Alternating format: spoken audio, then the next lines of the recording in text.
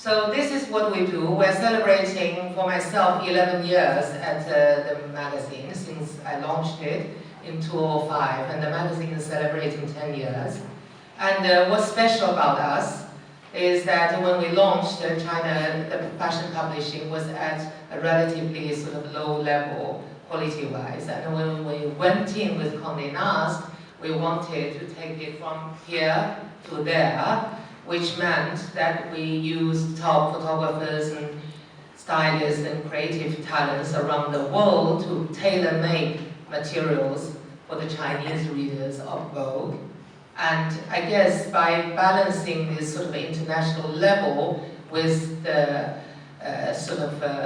making sense elements to the Chinese readers, we sort of got the right formula right, and from day one we sort of just took off like that, and we haven't dipped it yet. So, so these are just an idea of what we do. The covers are our face. So you see we have a mixture of supermodels internationally, Chinese models, most of whom we created since we launched. And then we have some celebrities. So I'm not quite sure the sequence of this. But anyway, this is just an idea of what we do. I think I pressed the wrong button. So these are the covers. And this shows that we have events too, projects, I guess. And mainly is that, you know, the magazine was, has been probably one of the most important, successful magazines in our business. But in recent years, we moved on from just a print magazine to what we call 360-degree sort of platform. We have a very successful iPad app, and the mobile app we created called the Mini Vogue, Vogue Mini, now has 500,000 following after a few months. And we have a WeChat social media account. We also have 500,000 followers. And so we are creating a world whereby the traditional media and the new media can mix together and create a more all-rounded experience for our readers. So this is basically what it means. And we showcase beauty, international beauty, Chinese beauty. So we are not afraid to use international supermodels. And because the Chinese readers also are keen to know what's happening internationally, but we also created our own models.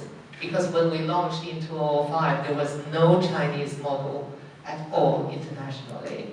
So we started from a few, and this is like what I'm doing here, but I do a lot in China, the fashion education, luxury education, you know, a lot of these projects. Another is the repetition of our 360-degree world. So this is what we have done in 10 years, just to give you a little bit of background of, I mean, probably why I'm here, no? Maybe. Yes, absolutely. And so pretty much we've witnessed the whole rise of Chinese luxury and fashion. We were part of it. In some way, we were part of the elements that pushed it forward quickly in the last 10 years too. So what do you want to do? Because it's very hard to speak without knowing who the audience is. So it's better that you ask questions so that actually what I say would be helpful to you rather than what I imagine would be helpful. Well, I will make sure that the audience is intelligent. But let me ask you one or two questions first.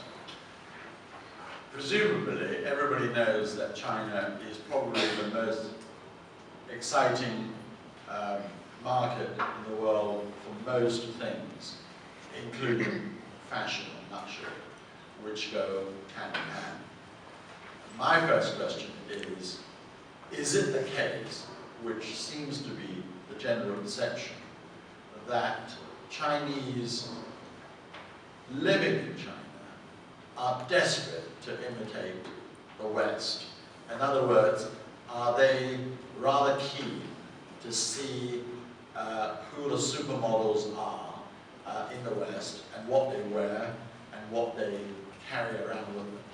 Or do you think that there is starting, at least, as some people seem to think, a breeze that hints at the possibility of Chinese people wanting to lean more on themselves, namely a greater sense of nationalism, and therefore to say, well, we should have our own supermodels as well. That's a long question. It's a long question. It's something that we keep exploring ourselves. It's true that over the last 10 years since we were here, I think the beauty has pretty much been driven by what you would describe as a Western sense of beauty. I personally think there's nothing wrong in that, because fashion in its very modern sense was a Western product. And then gradually it expanded to Asia and China. And to put things in context, the Chinese, we have been starving for decades. And there was no fashion, and there was no style, and there's no beauty. We demolished a lot of our own tradition during the periods that everybody know of. And when suddenly the doors were opened and all these things came rushing in, I think people were bombarded by all these sort of what you describe as Western beauty. So I feel the first stage was really to get the Chinese consumers, and in my case readers, to be more exposed about what is going on internationally.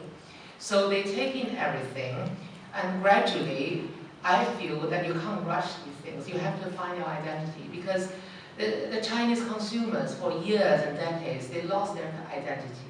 The tradition was cut off, and they were not quite in touch with what was going on internationally. And with style, a particular style, a style is the result of a certain kind of lifestyle. If you talk about, let's say, American style, everybody can understand Ralph Lauren, we were there this morning, that it represents the American way of life. So a fashion style or a sense of beauty comes from how you live. I think it's very much lifestyle driven.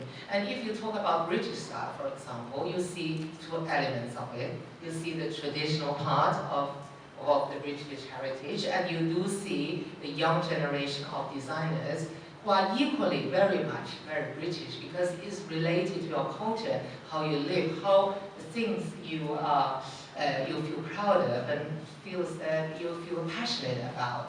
So I feel China, in the past 10 or 20 years, have been going through a period where we were trying desperately to digest what's been put onto us, influx of it. And now we are at a stage where we feel more poised and more confident. Because when you are poor and you haven't got anything, your instinct is to impress, is to grab something that people would understand.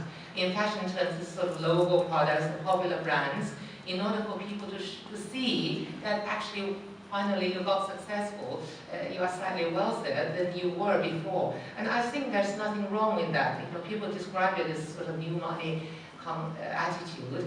I feel that it's a snobbish attitude to phrase it that way, because it comes from people who have been wealthy for generations.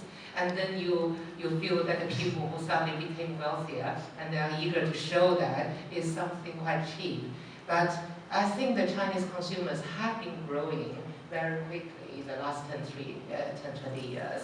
And you start to feel that they are becoming more confident about their culture, especially in the young designers. Before, they only wanted to stress that they were educated in London, they were educated in Brussels, and they spent a lot of time to speak English. And now they actually feel confident enough to say that, okay, now I can look at my own culture. You have to see the world and being exposed to everything, and then you come back to look at your culture. You can look at that in a very confident way, and also you can look at your culture in a different light, so that you create something that is different from what your grandmother or your grandfather created, that is both sort of Chinese but modern. Where is that? We don't know. We have a few brands, Xiaxi Chen does something. You were the pioneer of doing that. And there are a few near Shangxia and all these brands trying to explore that. But we've got a mixture of influences from everywhere, and we're trying to look for that one thing Chinese that can stand out amid all the influences.